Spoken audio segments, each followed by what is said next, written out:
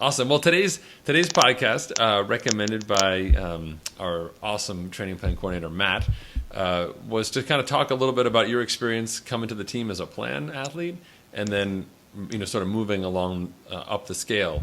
I think as a plan, like the plan athlete concept is new for us. It's only like a year old, and the idea was to say that there's a whole host of people out there who just want training plans, don't have time to necessarily connect with a team or learn or even just get into it. They're like, hey, I just want to make sure that every day I wake up, I'm doing exactly what I need to do. And when June, July, August comes, I'm ready. Like there's no panic or anything like that.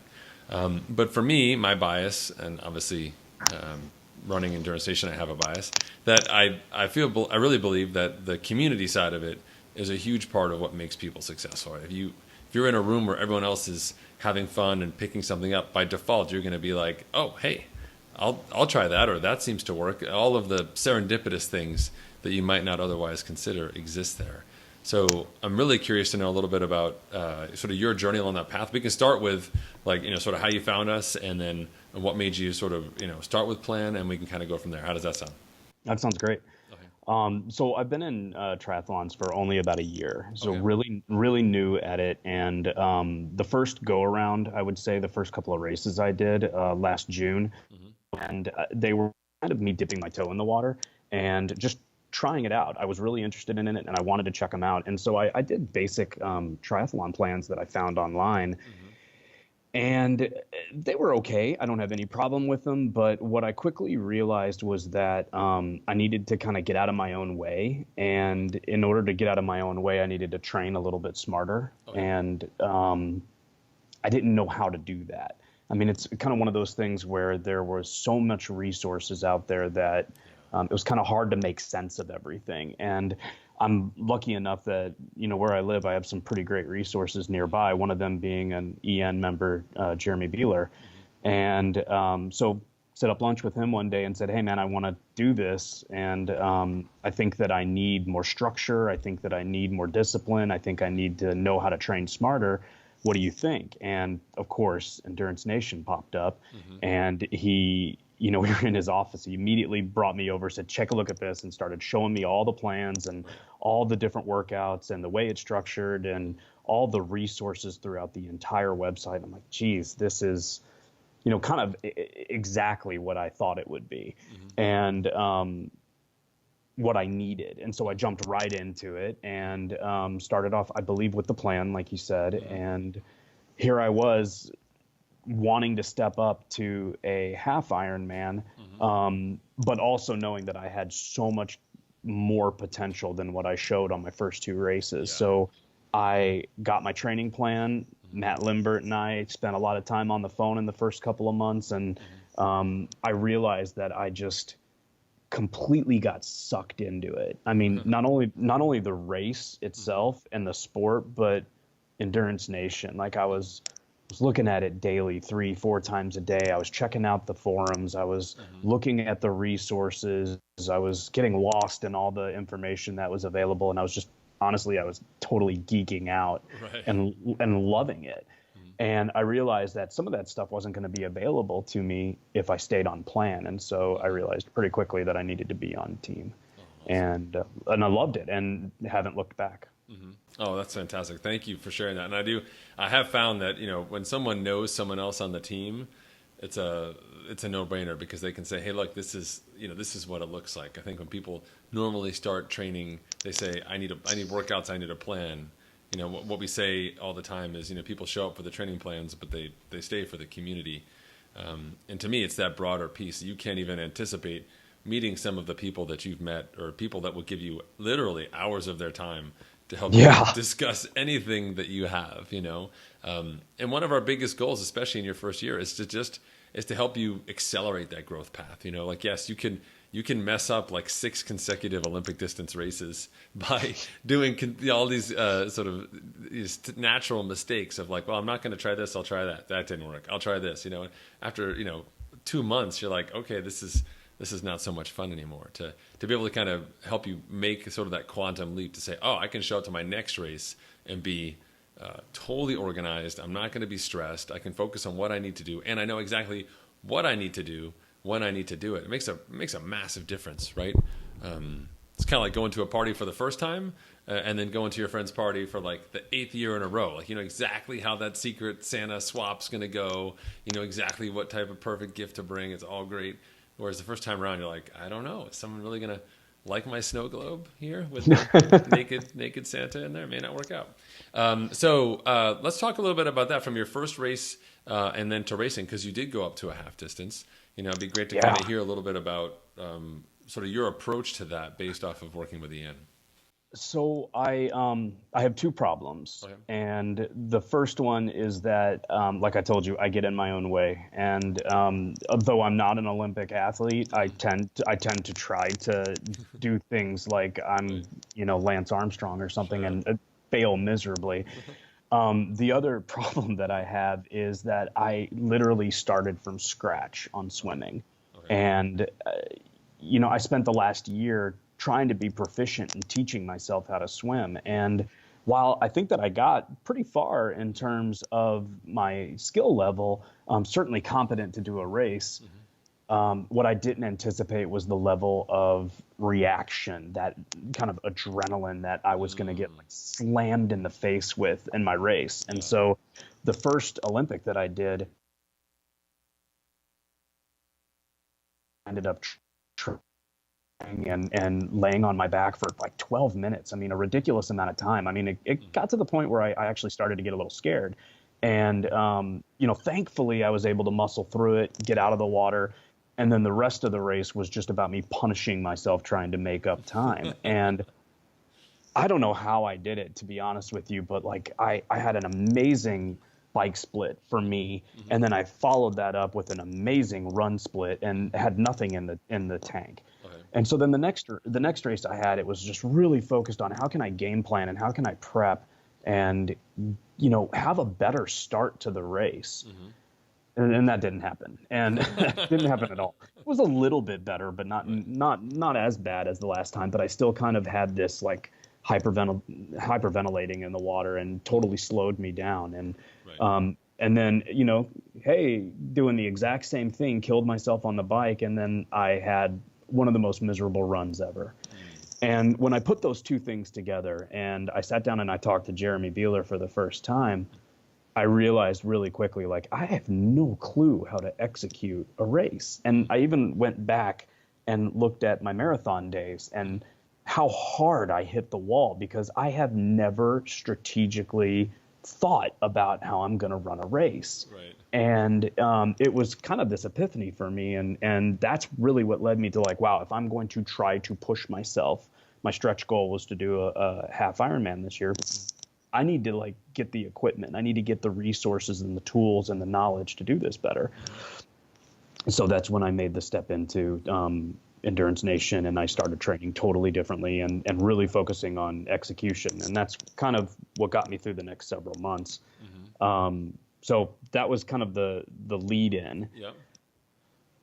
And then I had the half Ironman. I guess you want me to tell you about how that experience went. Yeah. Tell us a little bit, like, what was the half you picked and like local to you? And so I'm in Wisconsin, and I learned quickly that half Ironmans and Ironmans don't get executed on the same day. And so realized that there was no way I was going to be able to do a good local race. I think there was a couple of races near me. I was, based on the timing that I had and how much time I thought I needed until I would be race ready, I was looking at like a September timing. And what it really came down to was, do I do Wilmington or do I do Augusta? And Augusta, Georgia, my mom, my brother, my sister, my whole family lives in Atlanta. So I thought, hey, why not? We'll make a weekend out of it. I'll have some support group there, and it'll be great. So I went down to Atlanta and started to realize that might not have been the best idea when maybe 2 weeks before you start looking at that 10-day forecast and you're like, oh my God. Right. Like it's supposed to be, in the maybe low 80s this time of year. 82, I think, was the average. And it was like projected to be 95 degrees or 93 degrees. And my heart just sank. And I was like, oh my God, if I didn't know how to execute a race before, this is really going to push me. Right. And boy, I spent a lot of time combing through the website and looking for articles and what do I do? And I'd spent this entire summer training in Wisconsin. It barely gets over 90 degrees here. Like, Right. I mean, it's beautiful, but it really opened my eyes to things that I wasn't thinking about, that you kind of have to go through it the hard way Right. and learn it. And what I did was ended up changing my race plan to account for kind of lowering my heartbeat, Yep. my heart rate, understanding that I'm a heart rate trainer from the run and I'm a power trainer for the bike, understanding that I'm going to have to notch some of these things down a little bit. And I did. And I thought that was where my race execution was really going to thrive. And I did it, and I did it pretty good. I mean, I was really happy that the discipline that I showed. And I felt great on the bike. And oh, by the way, my swim, for the first time in my life, I swam and I never stopped. And Nice. I'm just passing people left and right. And I swam a great race and I felt good. Later on, I kind of thought about it. I'm like, God, I might have actually overdone it in the swim compared to what I was used to. Maybe not. I'm not sure, but it was a great experience. Yeah. Hopped on the bike, had another good experience local, and they were kind of struggling on some of these, Augusta hills. And thankfully, I have little rolling hills in Wisconsin, and I was totally ready for it. Having fun, doing a good job, getting tired, but okay. Heart rate was really being maintained. Power was being maintained. And then I got off the bike and got on my shoes and started running. And within about the first mile and a half, something was not right. And I saw my heart rate spike to a really high level very quickly, and honestly had a really hard time ever getting it down. Ended up slowing down my pace quite a bit and stayed there longer than I wanted to. And I had what I would characterize as a pretty atrocious run. And so, I left that race thinking how awesome it was that I did it. And then, like, some of the metrics came in, and where I thought I had an amazing bike ride, I actually lost places in my age, which was so interesting to me. But it didn't surprise me because, I'm still kind of new at riding, and people are strong, and that's fine. And where I thought, here I had this abysmal run, I gained places. And I was just like, oh my God, and all these horror stories that were coming out. And later on, I looked at my bike computer, not something that I look at during race, I do now. Right. Was the ambient temperature when I was on the road was up to 111 degrees. And Right. totally not prepared for that. And so I finished the race. Right. It was a totally different experience than I expected. I battled with the line. And that's one of my favorite things about this sport is, like, how are you going to dig deep? And it might not look the way that you want it to look, but how are you going to dig deep? And I got through. Can I call timeout real fast? Yeah. Someone's ringing my doorbell here. Hold on, one sec. Yeah, no problem.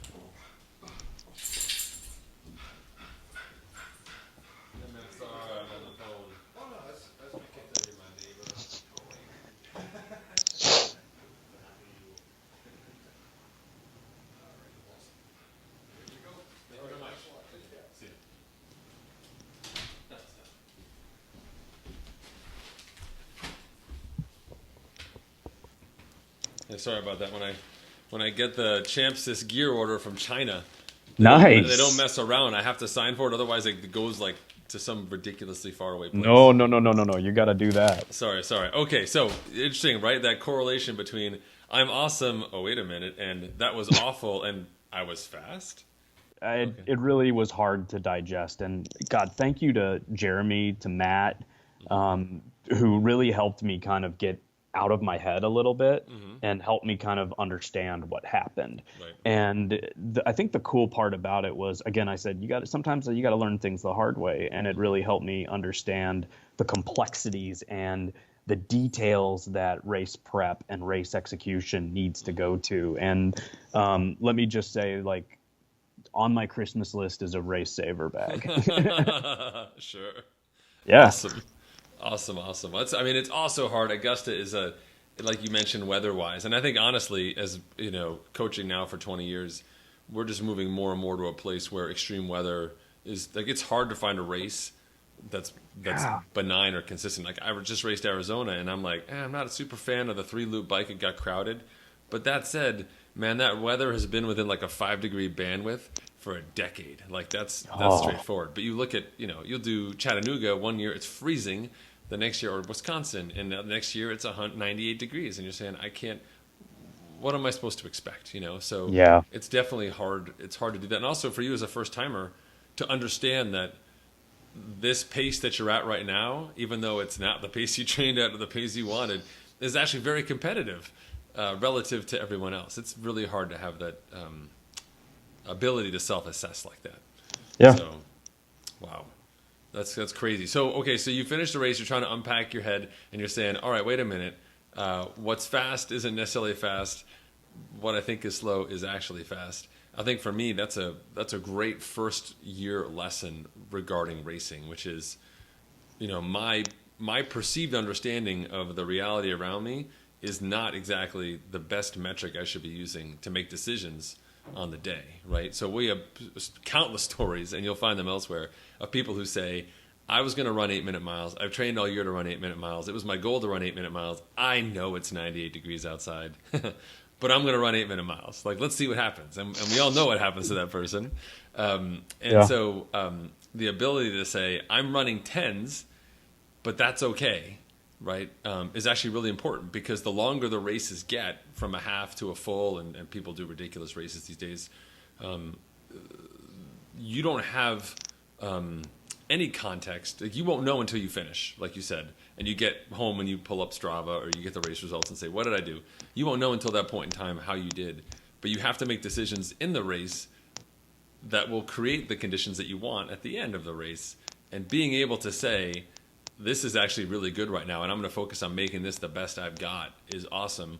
But simultaneously, I just had a phone call yesterday with another teammate where he felt like he was doing a good job on the bike, but it's clear that he was underperforming relative to himself and relative to the competition. But he wasn't able to say, oh, wait a minute, this is not right. So how do we do a better job of doing that? And that's just that's part of your evolution as a racer, is starting to gain that. It's stuff that you take for granted. You could say you're driving to grandmother's house for your, board game championship. We're going to crush grandma. And you're like, we're driving, but everyone else is looking at the speedometer, or they're looking at traffic, and they're like, hey, man, Dad, this is not going to work out. Like, we're not going to get to grandma's house in time for dinner, and you may not, the first time you do it, you may not get it right, but now like, every time we pass a bathroom, we stop. Like, even if we don't need to, we stop at this bathroom, because we know later there are no places to stop because we tried and there's no places. Yeah. So you just get better at that. So what outcomes did you have based off of that race that you said, hey, the next time I'm going to be racing? What are some of the things that you think you'll do differently? Well, the first thing was, I found myself before the race even realizing that for a number of reasons I had planned on doing a sweat test, and I had never actually gotten there. And if there's one thing that I could say to any new members, any new people, listen up, people, do it now. Because it's interesting. Like, I thought that I was rehydrating myself well, and I felt good when I was on my rides, and I felt good when I was doing my bricks. I did not realize how much I needed. And so one of the things that I realized coming out of that race is the complex environment that I have to evaluate. And it's the machine that is your body. It's the machine that is the equipment that you're on, and it's the environment around you. And it's a complex equation of all those things. And so the first thing I would say is, I've got to plan better. And that plan includes my nutrition, which I thought I had a great, grip on, but I didn't. So my nutrition, my hydration, and game planning. I mean, I'm in a strategic role in my career day to day, and I really, I war game all the time when you think about competition and when you think about what I do in my job, and I've got to do that in my environment in triathlons. And so I'm going to spend more time thinking about that. And the next phase of that is how do I mimic those events? How do I try to replicate those events during training? Right. And how do I really set up a routine with my nutrition, which is all over the website. It's all over what we preach, and it's just, you got to walk the walk and do it. Yeah. Okay. The That's huge. the other thing that I think I would probably that I know I'm going to do is suck up the out season and just love every minute of it. And I have big goals for myself. I think everybody who's on Endurance Nation, or most people who do triathlons, were kind of wired a certain way, Right. and not ever super thrilled with the results that I saw. Like, I have an idea of what I should be doing, and that included a much better run. It includes developing skill and power and comfort on the bike. And so there's just a natural training, like just developing my physical strength and my fitness during this out season. And given the change in week 6 and the different workouts that we're now going through, I'm loving it. And I'm really looking forward to what this is going to do to me. Awesome. Yeah. I don't think I'm ever going to stop looking at races that might be in warm climates or anything like that. I'm just going to know how to execute them a little bit better. But yeah, those are the main things. Good. I would say, I mean, I can't echo enough. So for people who are listening and still listening, definitely the nutrition side of it is something that most people don't appreciate until it goes wrong. And that's just, it's hard, right? You can tell your kid, don't touch the boiling pot on the stove, it's burning hot. They just won't get it, right? And so it's the same thing with the nutrition side. It's rare that I find someone who says, oh, hey, look, sweat test, week 12, let's do it. And they do it, and they learn, and they execute. Nutrition is just a huge part of it. And I think people, when things go wrong with their day performance-wise, the first thing they look to is their fitness, right? They say, I should have done the number one assessment is I didn't do enough work. I've got to do more work. Yeah. And we just live in a world where the folks they're like you, they're professionals. They want to be awesome at home. They value that time. They want to do other things. They want to also do triathlon. They want to do all of those things well. We don't have pockets of just lots of extra time to do more. We're maximizing that. And so the nutrition side of it makes the rest of it work. It's like it's the oil that goes in the engine. You can have a Hemi. You can be ready to crush this thing, right? Grandma, look out, Grandma. She's going to hear you coming for 250 miles. But if you don't have the pieces of the puzzle that make that work, and to me, really, honestly, it's a habit. It's something that we work on all the time. And I'll tell you now, just because we're here, I still work on my nutrition, or work on it. I use my nutrition all the time. Like when I'm on Zwift for an hour, I've got a bottle of Gatorade, and I've got like a little box next to me that's got my like gels and I got something to eat. Most people just stop eating their nutrition in the winter. And when it comes time to the race, and you say to people, hey, you did your sweat test, you need to drink, you're a big guy, you got to drink 2 bottles of Gatorade an hour. People will say, how do you even do that? Like, if this is a party and I wanted to party down like a rock star, I wouldn't drink that much. Like, I can't do it. But you're functionally, you need it. That's what your body's going through. And you have to have, it's the habit, because on race day, you're going to have, aid station coming, hill climb, debris on the road, left turn. What's the temperature right now? Hey, it's Jeremy. What's up? Like, there's Grandma, and you're all distracted. And you need to have that experience and that habit of being like, hey, man, every 10 minutes I'm drinking so that I know as I go I'm good. Because the worst stories I hear are people who come back and they say, I say, how was your race? They say, not so good. And I'm like, okay, well, what'd the nutrition go like? Like, well, when I did pick my bike up, there was all this stuff on my bike. Like, I was so hungry, I didn't realize I had all these bars on my bike. Like, they never used them, right? So developing that nutritional fluency takes time, but it's also it's a really important year-long habit. So I would say definitely don't get out of the habit of it. My power user tips, I've got like a canister of Gatorade on my Amazon subscribe and save. It just shows up. I can't mess it up. It's always here. And then I've got a table. Someone gave me a pop-out workbench that I was ostensibly going to use to do awesome stuff. It's got some vice grips on it. Sounds awesome. No, it sits next to my bike. Now it's your nutrition table? It's my nutrition table. It's got it right there. And I got my bottles and my food. And that's the most important table because you want to be able to reach something and eat and drink and you're all set. And so for me, that's number one. And then you talk about the heat stuff as well. I think one of the neat parts about solving for heat is if you can solve for heat, then you can race anywhere. because racing in cold temperatures isn't bad, especially for dudes, because we have more muscle mass, we generate more heat, we're fine. But racing at hot temperatures, that's where things really start to get really tough for us. And so if you can solve your nutrition, you can execute well in a hot race, then you can go anywhere, because that plan translates anywhere. What you can't do is bring a cold weather plan to a hot race and expect it to work. So the inverse is great. So solving for that, and I would challenge you basically to say, you know what, if you have options, pick another hot race next year, and let's really make sure that you're bulletproof on that, so that any race you're in, you're fine. Because honestly, one of the metrics we talk about for the team is what we call temperature swing. So even though it may not get to be 98, in Arizona this year, I think it got to like 74 or 75, which doesn't sound like much, but it started at 46. Oh my gosh. So it felt like a million degrees by the time I got off the bike on the run. I was like, who is burning me with a giant magnifying glass in the sky?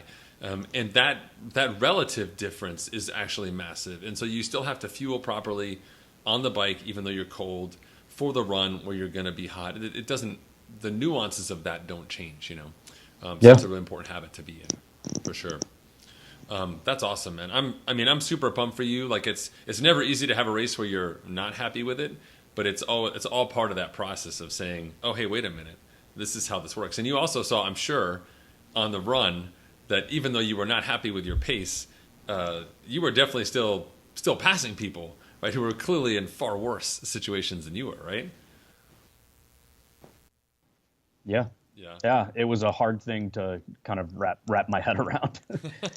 I guess in the end, though, the thing that I was really thrilled about was when I was done, when I got a little water in me, maybe ate a piece of pizza and a drink of beer. It took me all of about 5 seconds to say, all right, when's the next race? Yeah. That's great. Yeah. That's huge. I mean, it's a testament to all the stuff you've done, and I can't emphasize enough to people on the outside looking in. The mental approach, the engagement level is important. Like the people who show up to Endurance Nation and sit at the front of the class and like raise their hand and ask questions, they do awesome. You will have, like, in the next 3 years of triathlon, you are going to have an incredible trajectory. To the people who sit in the back and say, sorry, can't open those emails. Nope, not interested in sweat testing. Like you're basically opting into like 10 years of mediocre mid-level results, which if that's your jam, that's awesome. I'm not sure why that's your jam, but that's awesome. Like, if you're going to do something, do it well, right? That's why we're here. And I will echo for you as well, the out season for me, and I've said it before, but the most important part of our year.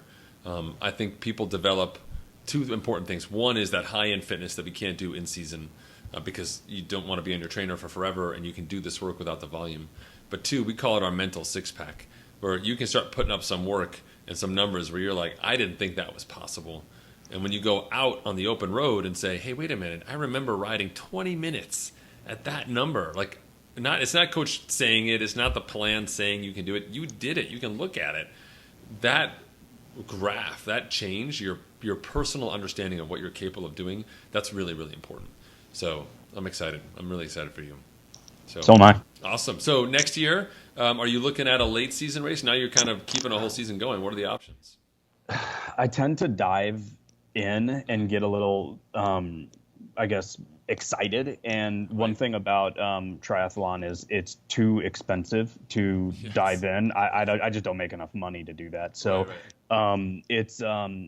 I have a plan to race the Wisconsin, the Madison 70.3. Okay. So I have a philosophy that I can't do anything once and make a decision. You can't eat any food, you can't drink anything, you can't do any sport once and make a decision. And so I have another race, and my goal is to crush it and to learn from the first one and do a lot better. And hopefully my family will be there this time, and it'll be fun experience for everybody. And then, my stretch goal, I always want to have a stretch goal, is to, get to Madison again by the end of the year. And it just makes it easier if it's in Madison. Yes.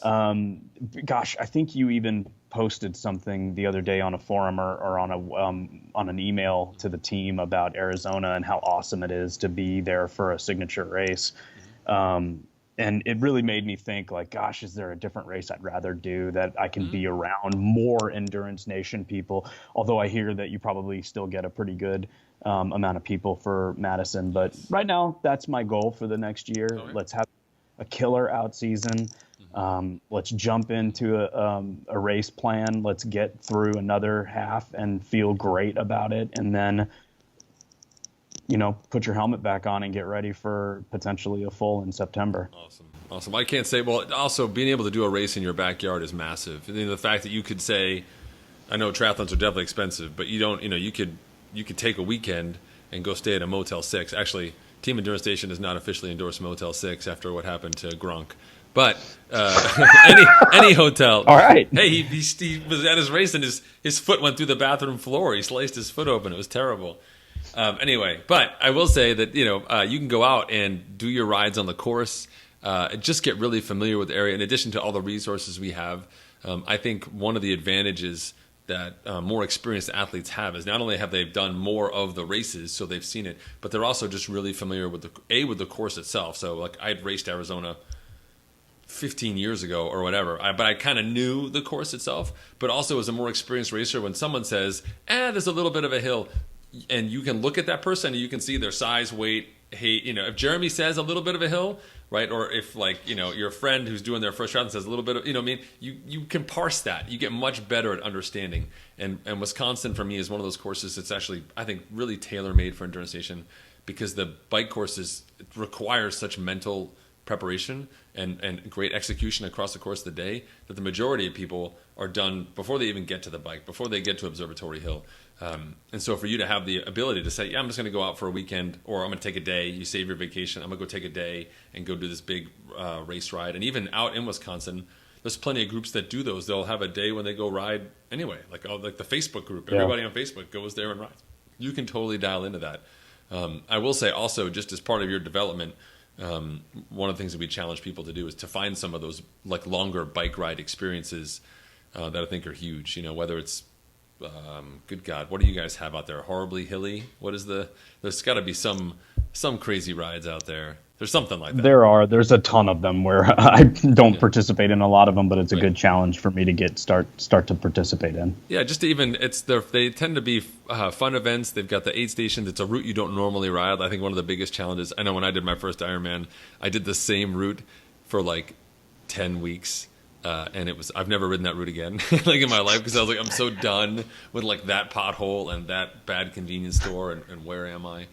And so just having a chance to do a different ride and just have something else on the calendar, makes a difference. And sometimes it's for a cause or whatever, but they're usually not that expensive. And they're also kind of lightweight events. Like you're not feeling pressure. You just say, hey, instead of Saturday, Sunday, I'm going to go do this thing. That's a nice advantage to have. And it's just great to ride around other cyclists. I think we learn a lot from that. Just like you learn from the team, you also learn from that. For sure. Awesome. Oh, man. Well, I'm super pumped for you. I think you did a really great job this year of coming in and picking things up as quickly as you did. I love the learning cycle already coming out of the race and challenging yourself. What most people do is take that and be like, next time I do Augusta, I'll do this. And then in September, like something pops up on their computer and they say, Augusta's coming, I've got to do something. And by then it's too late. Yeah. It's way too late. So I'm really excited that you've driven that into the out season, which is fantastic. Cool. Awesome. Hey, man, well, I really appreciate your time. Thank you so much for sharing the progress and for being part of the team. Like I knew as soon as you got on the GroupMe chat line and started blowing it up, I knew it was game over. But we really appreciate having you here. It's great for a lot of the veteran members to see that they can still help out. I think one of the benefits of the team, I call it like a +1 at 1 -1 strategy, where you can find someone that's a little behind where you are. You can help them up. You've got people you can challenge yourself against who are your peers. Like Jeremy may be super fast, but it's people on the team you can kind of grind it out with. And then there's people like Jeremy who you can say, hey, I want to ask you this pointy end question and get a good answer. And that environment where you can learn from but also give information to is really huge. So I love every bit of it. Awesome.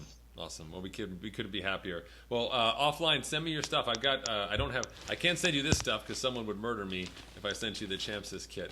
But I definitely have a bunch of swag down in my garage. I'll be happy to send it out. My wife honestly would be happy if I sent some of that out too. So shoot me your mailing address and some sizing, and we'll go from there. All right. All right, man. Have a great one. Thanks a lot for having me. You too. Good luck. Take care. All right. See ya. Bye. Bye.